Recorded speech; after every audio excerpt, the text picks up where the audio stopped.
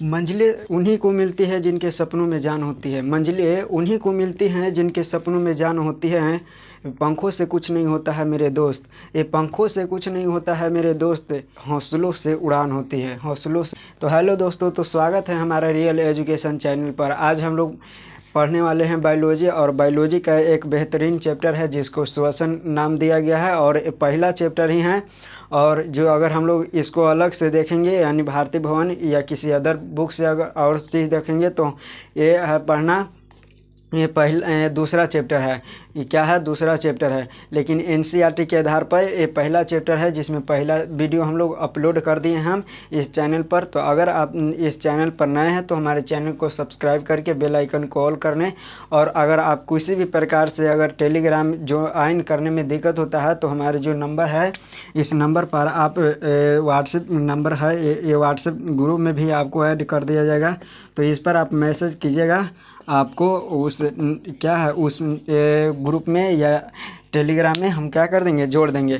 तो चलिए हम लोग आज के इस वीडियो में देखेंगे कुछ बेसिक, और आज इस वीडियो जो है चैप्टर को पूरी तरह से शुरुआत करने वाले हैं। तो चलिए हम लोग शुरू करते हैं। देखिए, जो पहला है था जैव प्रकरण। जैव प्रकरण के अंतर्गत ही आता है जो क्या आता है। देखिए, हम लोग पढ़े थे क्या चीज़, जैव प्रकरण पढ़े थे। क्या पढ़े थे?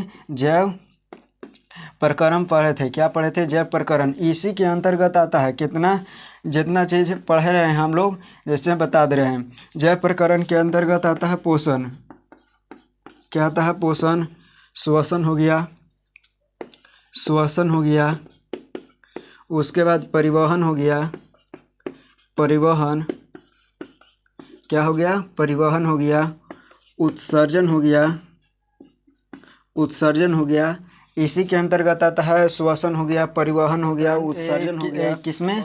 तो जैव प्रकरण में। जैव प्रकरण में इतना चीज़ आता है, जैसे पोषण हो गया, श्वसन हो गया, परिवहन हो गया, और क्या? परिवहन हो गया। फिर उसके बाद जो है उत्सर्जन हो गया। तो ये तीनों जो चीज़ देख रहे हैं, यानी तीनों जो लिखा हुआ है, वो तीनों चारों जो लिखा हुआ है, तो हम लोग पोषण के बारे में जान लिए थे। यानी जैव प्रकरण पोषण इसी का चैप्टर था जिसमें हम लोग पोषण के बारे में जान लिए थे। शुरू क्या किए थे? श्वसन। तो श्वसन पहला वीडियो में हम बता दिए थे कि श्वसन किसको कहते हैं। फिर से हम लोग देख लेंगे, बाकी चीज़ हम लोग फिर से क्या करेंगे, देखेंगे।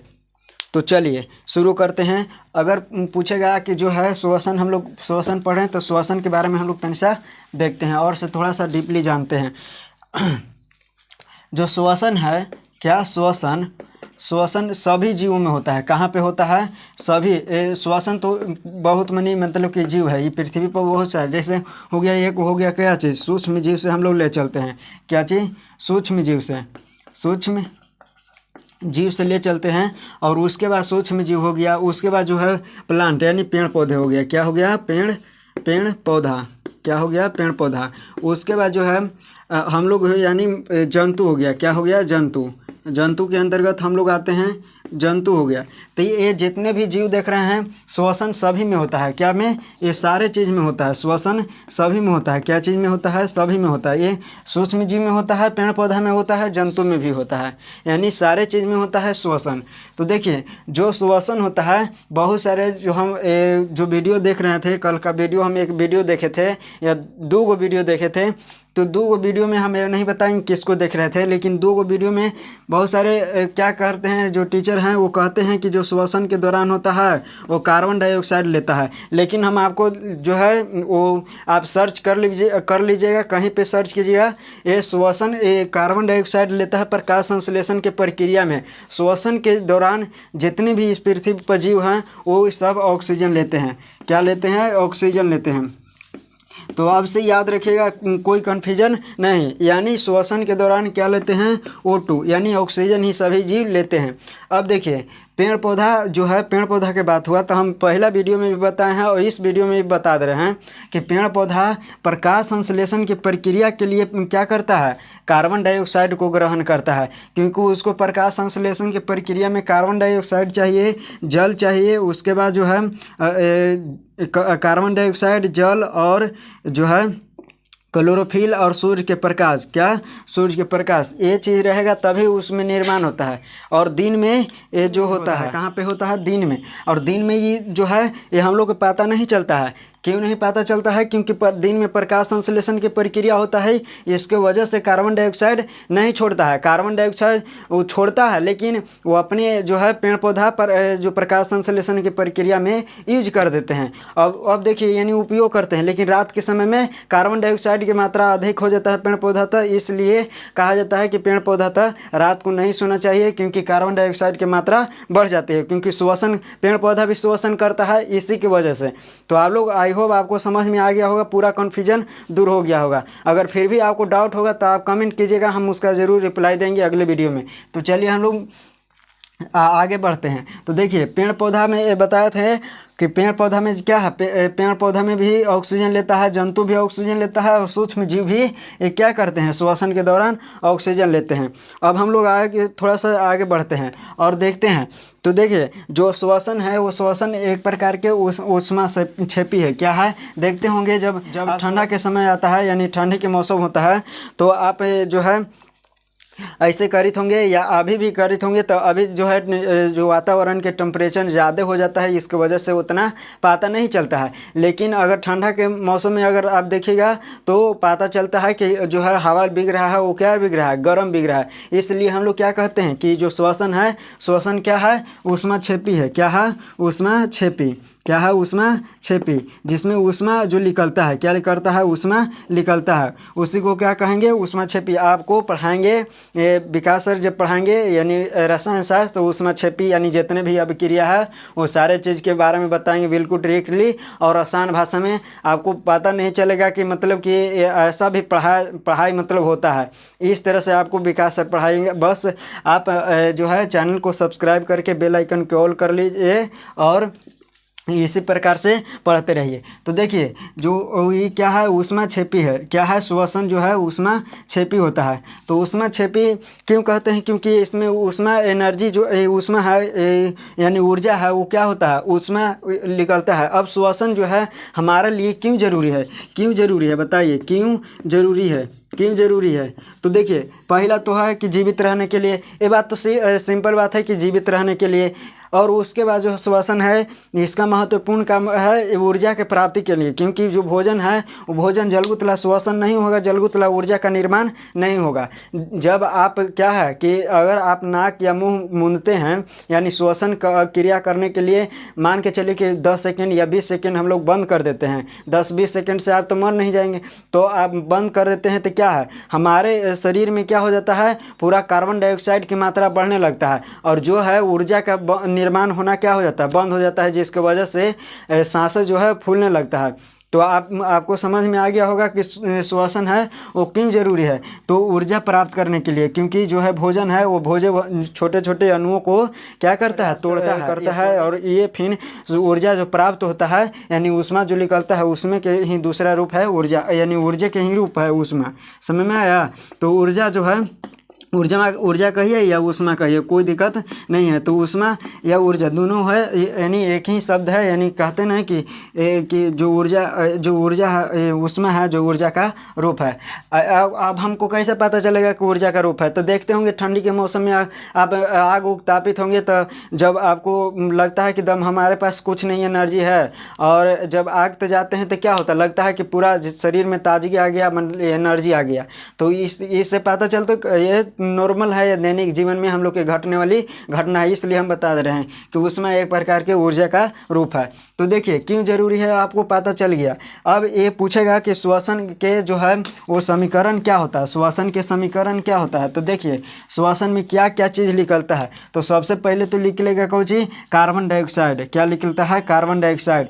और ठंडी के मौसम में आपको पता चलेगा, इस समय अभी गर्मी का मौसम है, गर्मी के मौसम में H2O नहीं पता चलेगा, यानी भाप जो निकलता है जैसे धुआं टाइप पर निकलता है मुंह से, तो ये ठंडी के मौसम में पता चलता है पूरी रूप से। बताया ना कि गर्मी के मौसम में क्यों नहीं चलता है पता, क्योंकि जो गर्मी के मौसम होता है वातावरण का टेम्परेचर है ये क्या हो जाता है, अधिक हो जाता है, यानी और जो है अधिक होने की वजह से हम लोग को पता नहीं चलता है शरीर का जो मुंह से निकलता है वो मुंह से टेम्परेचर कम रहता है, इसको ज़्यादा वातावरण का टेम्परेचर ज़्यादा रहता है, इसलिए तुरंत क्या हो जाता है, वाष्प बन जाता है, यानी सूख जाता है। उसके बाद जो हम लोग जो है अगर ठंडी के मौसम में अगर देखें तो जो शरीर का टेम्परेचर से मतलब कि कम रहता है, क्या चीज़, वातावरण का टेम्परेचर, इसके वजह से हम लोग को दिखाई देता है। तो चलिए हम लोग देखिए, सबसे पहले समीकरण पूछेगा कार्बन डाइऑक्साइड और H2O, उसके बाद फिर क्या निकलता है,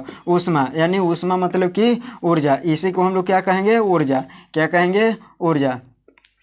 तो ऊर्जा निकलता है, क्या निकलता है, ऊर्जा निकलता है। देखिए ऊर्जा कैसे निकलता है, जैसे आप लोग देखे होंगे ऊष्मा के भाप के साथ साथ ऐसे कीजिएगा तो गर्म हवा निकलता है, गर्म हवा लगेगा, तो इसका मतलब क्या है कि ऊष्मा, कुछ ना कुछ ऊष्मा जो है क्या हो रहा है, निकल रहा है। तो इससे पता चल गया क्या है कि ऊष्मा भी निकलता है श्वसन के दौरान। तो समीकरण पूछेगा कि श्वसन के समीकरण क्या है, तो आपको 1 नंबर में पूछेगा, कई गो ऐसे ऑब्जेक्टिव हम बता दें, आप ध्यान से सुनिएगा। तो देखिए कार्बन डाइऑक्साइड रहेगा, जल रहेगा, और या तो ऊष्मा दले रहेगा या तो फिर ऊर्जा दले रहेगा।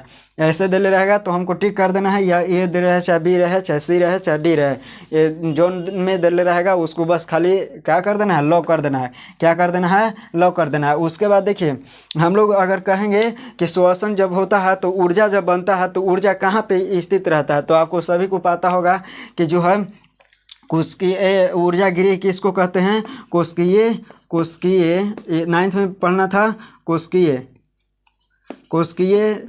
ऊर्जा गृह किसको कहते हैं, ऊर्जा गृह किसको कहते हैं, तो बताइए वो कोशिकीय ऊर्जा गृह किसको कहते हैं, तो माइटोकॉन्ड्रिया को कहते हैं, माइटोकॉन्ड्रिया, क्या कहते हैं, माइटोकॉन्ड्रिया को कहते हैं, क्या चीज़, माइटोकॉन्ड्रिया को क्या कहते हैं, ऊर्जा गृह। ऊर्जा मतलब क्या होता है, ऊर्जा मतलब एनर्जी, और गृह मतलब क्या होता है, घर, यानी जो एनर्जी का घर किसको कहते हैं, तो माइटोकॉन्ड्रिया को।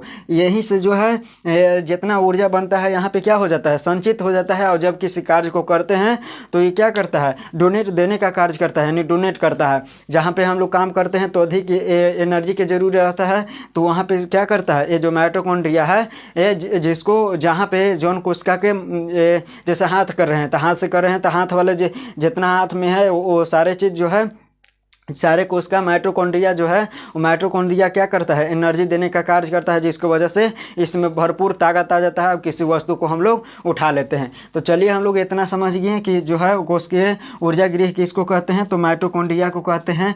और श्वसन के जो है वो कहेगा तो क्या कहेंगे, कार्बन डाइऑक्साइड, H2O और ऊष्मा, ऊर्जा। तो हम लोग इतना चीज़ हम लोग देख लिए, इतना चीज़ हम लोग क्या कर लिए, देख लिए। अब हम लोग आगे चलते हैं और थोड़ा सा किसमें होता है, तो श्वसन हम बताएं किसमें होता है, यानी सूक्ष्म जीव में भी होता है, पेड़ पौधा में भी होता है, यानी प्लांट्स में भी होता है। उसके बाद जो है एनिमल यानी जंतुओं में भी होता है। तो इतना चीज़ हम लोग देख, 2 प्रकार के होता है श्वसन। कितने प्रकार के होता है, 2 प्रकार के होता है श्वसन। कितने प्रकार के होता है, 2 प्रकार के होता है, 2 प्रकार के होता है। एक होता है वायवीय श्वसन, क्या होता है, वायवीय श्वसन। एक होता है क्या चीज़, वायवीय श्वसन। एक क्या होता है, वायवीय श्वसन, और एक होता है अवायवीय श्वसन। एक होता है वायवीय श्वसन और एक होता है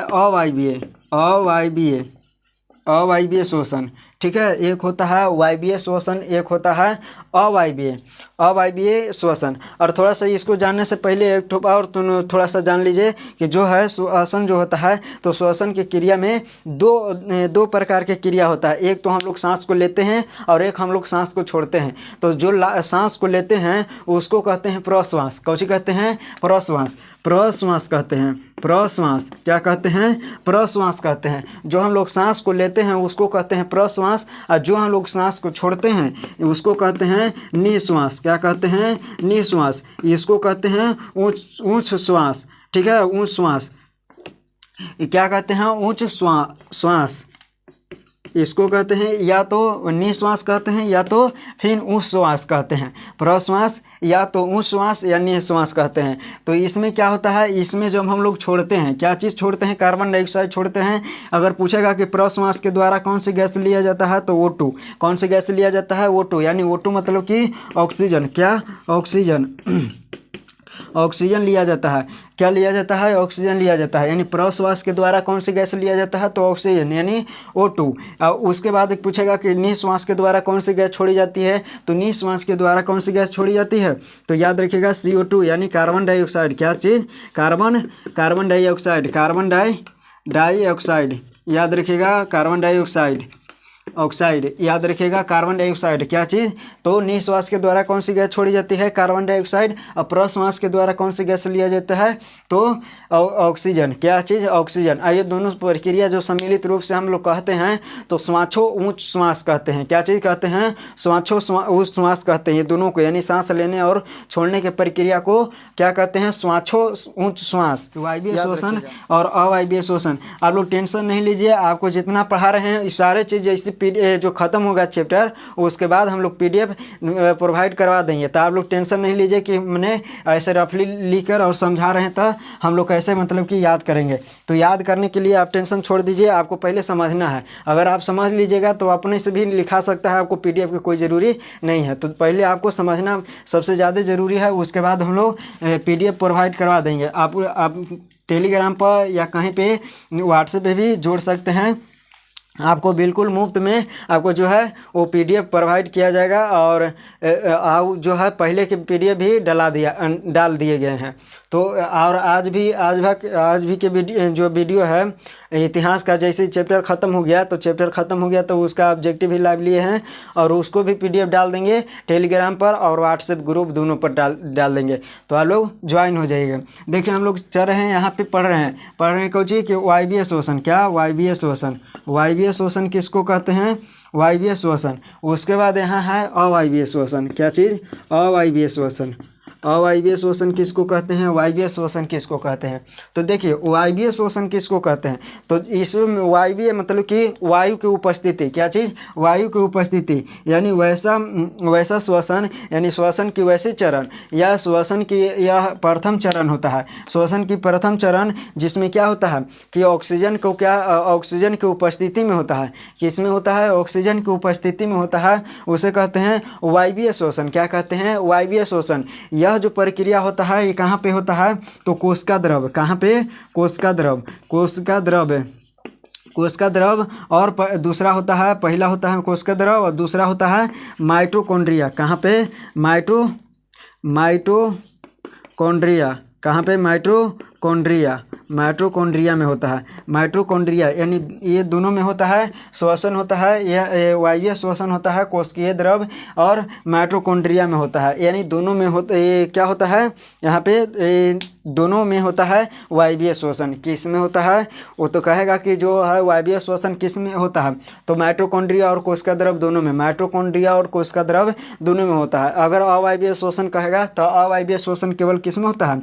कोशिका द्रव में होता है। किस में होता है? कोशिका द्रव में। ये छोटे अणुओं को विखंडन जब ऑक्सीजन की अनुपस्थिति में होता है तो क्या कहेंगे? अवायवीय श्वसन। जैसे एक होता है कि ऑक्सीजन के अनुपस्थिति में टूटता है और एक होता है कि ऑक्सीजन के उपस्थिति में भोजन टूटता है। छोटे छोटे अणु में किस में टूटता है?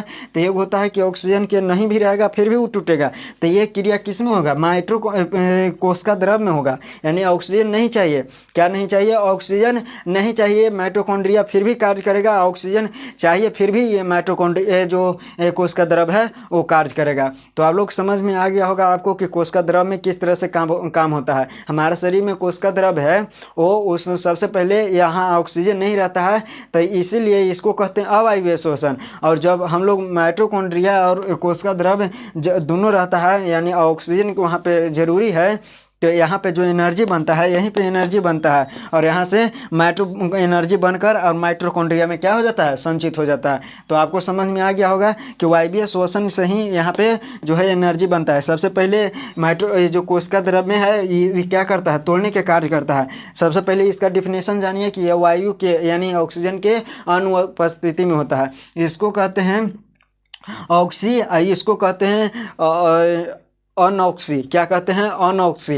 यानी इसको कहते हैं ऑक्सी श्वसन भी कहते हैं या इसको या वायवीय श्वसन या अनऑक्सिक श्वसन, और इसको कहते हैं अवायवीय श्वसन या अनऑक्सिक श्वसन, जिसमें ऑक्सीजन के अनुपस्थिति हो यानी उपस्थिति न हो उसको कहते हैं अवायवीय श्वसन।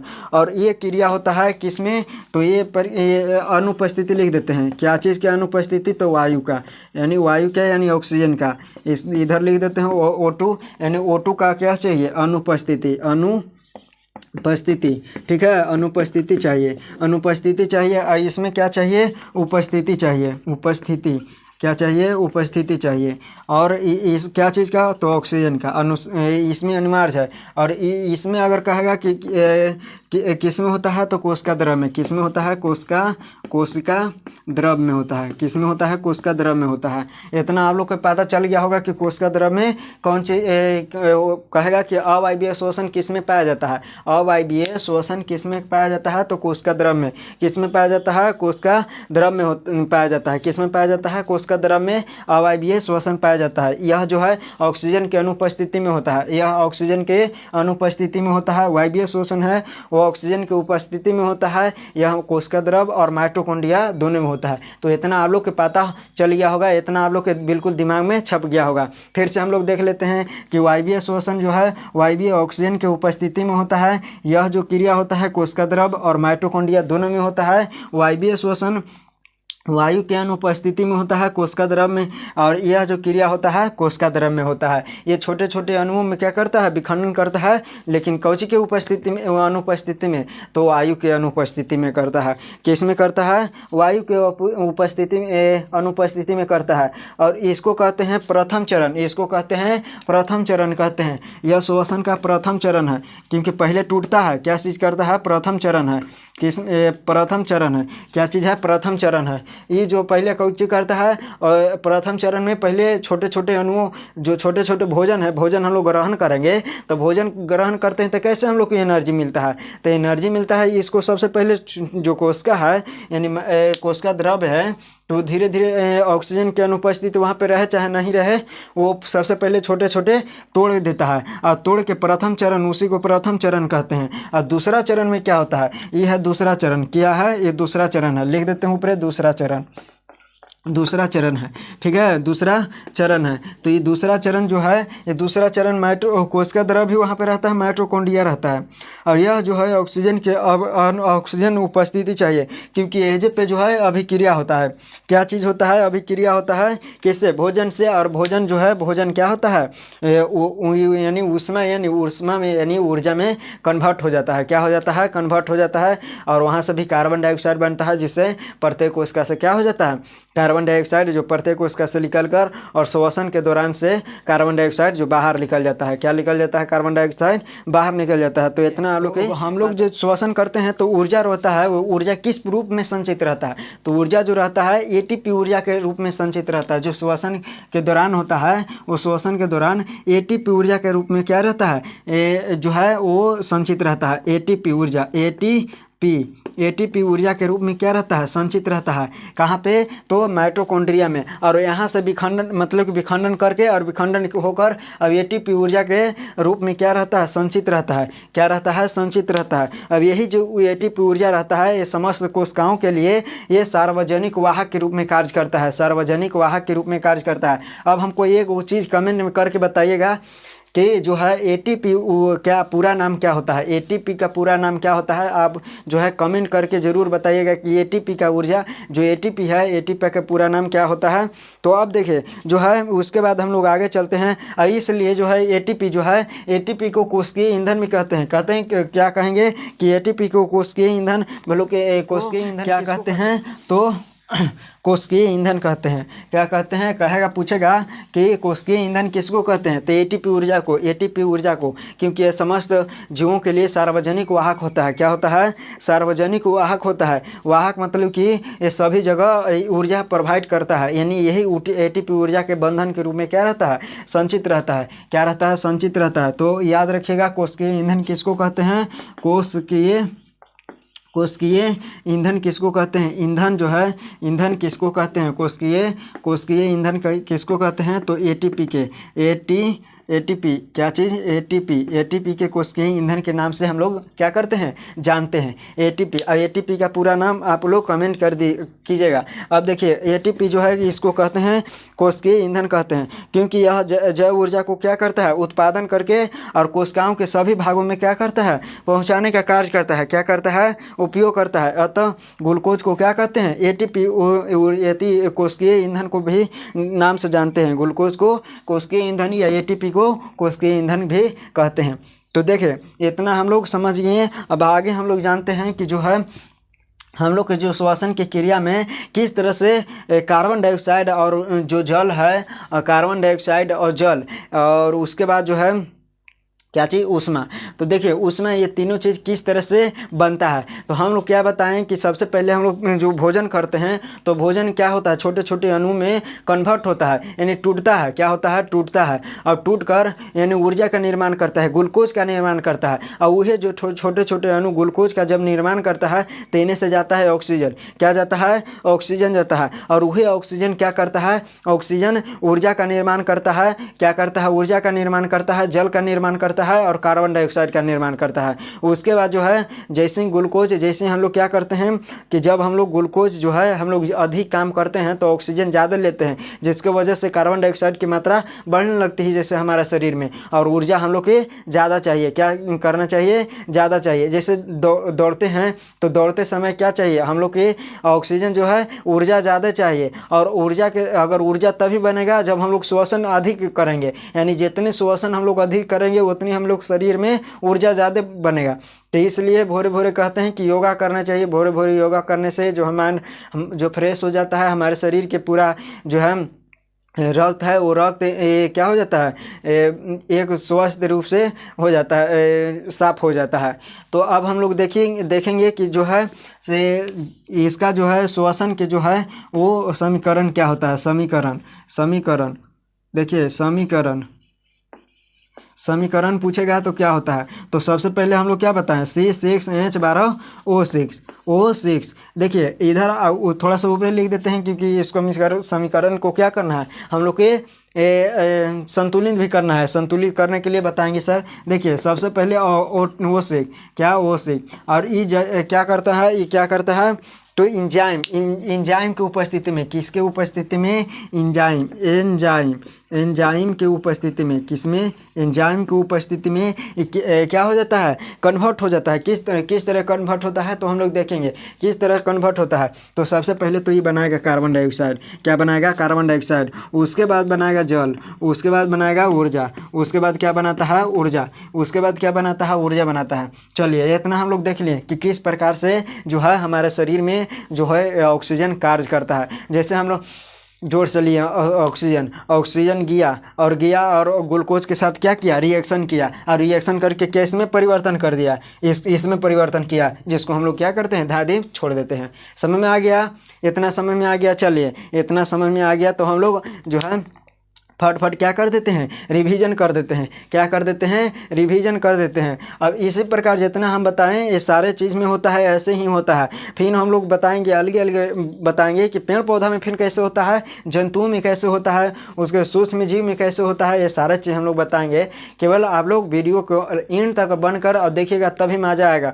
क्योंकि जब हम क्या किया, जब आँखों में अरमान लिया मंजिल को अपना मान लिया, आँखों में अरमान लिया मंजिल को अपना मान लिया, तो फिर मुश्किल क्या और आसान क्या? जब ठान लिया तो ठान लिया कहते ना है। तो चलिए हम लोग फटाफट क्या करते हैं? रिवीजन करते हैं। सबसे पहला बताएं कि जो श्वसन है वो श्वसन सभी जीवों के लिए अनिवार्य होता है, क्योंकि वो श्वसन से ही ऊर्जा प्रदान होता है।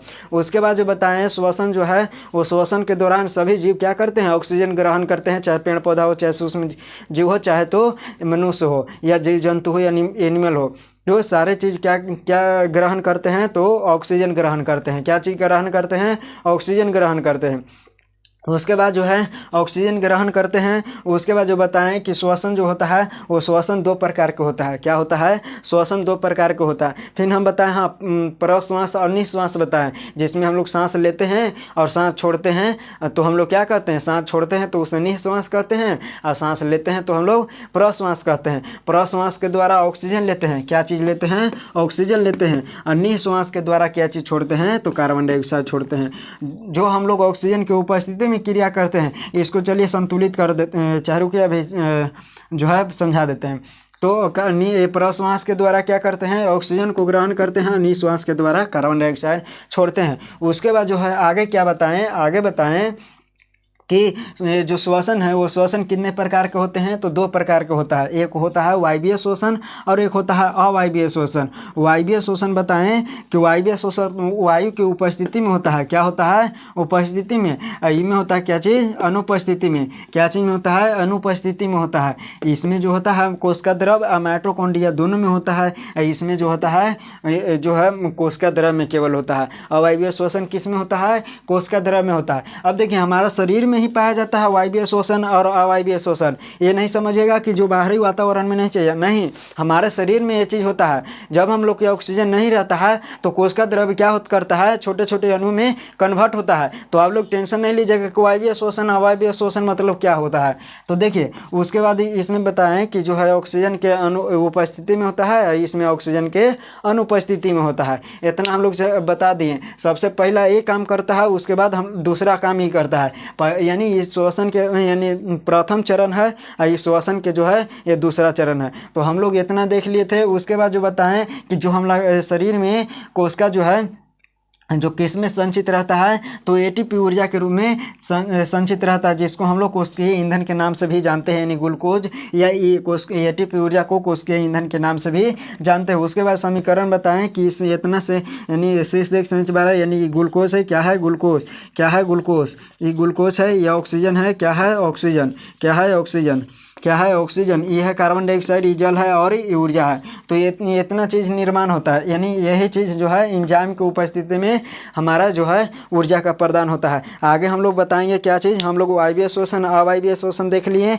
उसके बाद तनिषा और हम लोग जानेंगे ग्लूकोज। ग्लूकोज का जो है कोशिका द्रव में किस तरह से एटीपी ऊर्जा के रूप में संचित होता है और किस तरह से पूरा डीपली लेवल से हम लोग तनिषा और जानेंगे और देखेंगे। तो हम लोग फिर जानेंगे कि वायवीय श्वसन अवायवीय श्वसन में अंतर क्या होता है। फिर हम लोग अवायवीय श्वसन देखिए जो है ऑक्सीजन हम लोग किस प्रकार से जांचेंगे कि हम जो है श्वसन के दौरान जो है कार्बन डाइऑक्साइड ही छोड़ते हैं, किस प्रकार से हम लोग जांचेंगे, इसका जांच भी बताएंगे, यानी हम लोग एक्सपेरिमेंट भी देखेंगे। तो सारे चीज़ हम लोग देखेंगे। तो चलिए हम लोग मिलेंगे अगले वीडियो में, तब तक के लिए जय हिंद।